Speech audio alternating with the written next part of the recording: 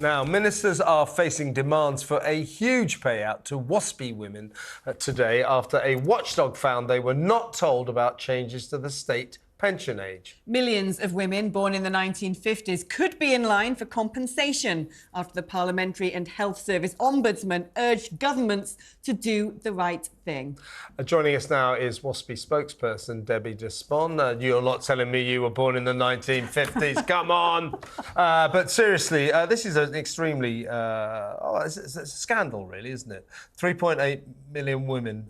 We were talking earlier. When you come towards retirement, for me, that will be in about 20 years' time. But seriously, when you do come towards retirement, it takes a lot of planning. And so back in the 90s, when this law was changed, the threshold was changed, all these women preparing to retire at 60 threw them into chaos. I read about one woman who this morning who had to sell her house.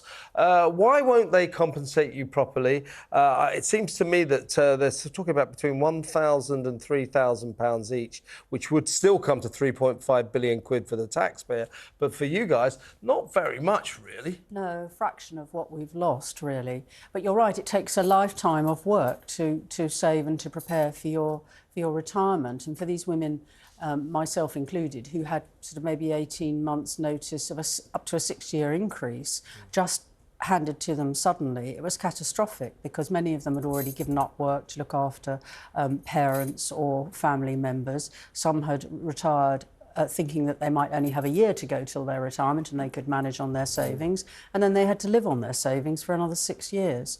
So for many women it has been a disaster. The compensation figure that you're talking about is what the Ombudsman has put in his report as being the level of injustice that he thinks is appropriate for Waspi. The all-party parliamentary group, which also commented on stage 1 of that report, said that it should be level 6, which would be £10,000 plus per woman.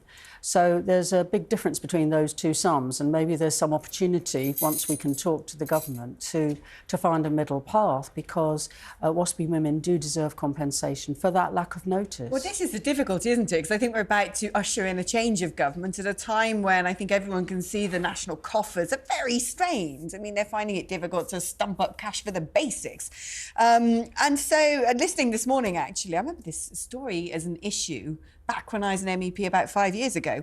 But listening this morning to the morning rounds of the politicians, and it seems to me the Labour Party are failing to give any sort of commitment that they will give this.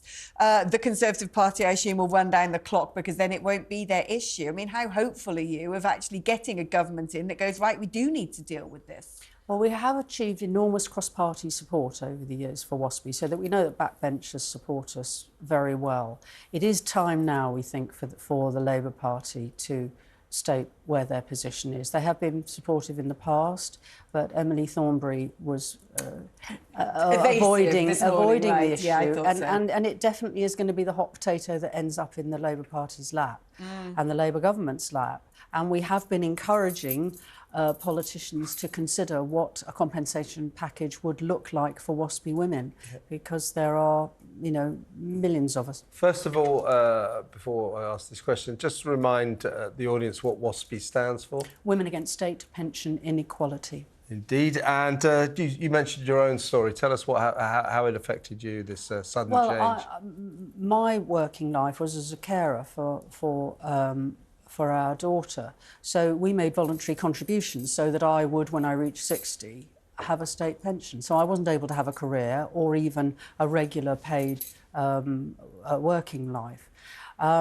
And so suddenly finding out that I was going to be working an extra 6 years before I reached that point of some kind of financial independence came as a big shock to me. And it also meant that I was dependent on my husband's earnings for far longer than I had ever imagined. But women's experiences, we're all women who are affected by the same thing, but in so many different ways. And as you say, women have had to sell their homes. Women have had their divorce settlements agreed on the basis that they would retire at 60. Yeah. Women have been using food banks. They've spent their savings. They had planned. They did know what was coming down the track for them. They knew when they started work they were going to retire at 60. Many of them had never been able to pay into a company pension scheme because women were prevented from joining. It's shocking, isn't it? And very quickly, I kept getting it wrong. I kept saying it was Labour, but apparently it was John Major's government that did this. Just like a bolt from the blue, was it? It was a bolt from the blue, and the very sad thing is that the government did its own research and knew that the women who most needed to know simply didn't know, and they chose to do nothing about it. So it really is time for them to put that historic injustice right. I mean, it'll be a bit of a burden on the taxpayer, but as I said earlier, you know, even £10,000 doesn't seem that much for the ordeal you all went through. Yes, it doesn't compensate for the loss of the state pension, but it would go some way to compensate for the maladministration. And the government have saved £1.81 billion increasing women's state pension. Wow.